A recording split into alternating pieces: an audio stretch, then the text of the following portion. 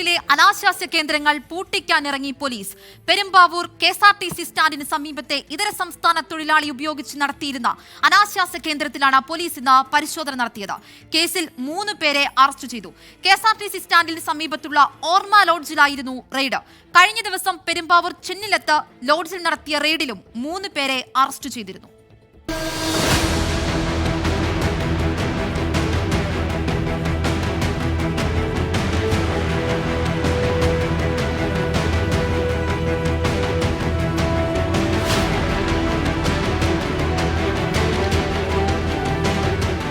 പെരുമ്പാവൂർ നഗരത്തിൽ ഇതര സംസ്ഥാനത്ത് നിന്ന് പെൺകുട്ടികളെ കൊണ്ടുവന്ന് പണം വാങ്ങി നടത്തിയിരുന്ന അനാശാസ്യ കേന്ദ്രങ്ങളാണ് പോലീസ് തുടർച്ചയായി പൂട്ടിക്കുന്നത്.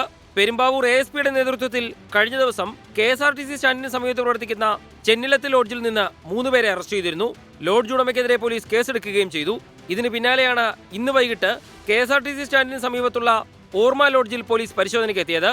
ഇതര സംസ്ഥാനക്കാരിയായ പെൺകുട്ടിയെ തടഞ്ഞുവെച്ചായിരുന്നു ഇവിടെ അനാശാസ്യ കേന്ദ്രം പ്രവർത്തിച്ചിരുന്നത്. ലോഡ്ജ് മാനേജർ അടക്കം 2 പേരെ അറസ്റ്റ് ചെയ്തു. These activities, the police is taking strict action against these activities, and we'll also be starting the process of closing these lodges by talking with the municipality and the RDO.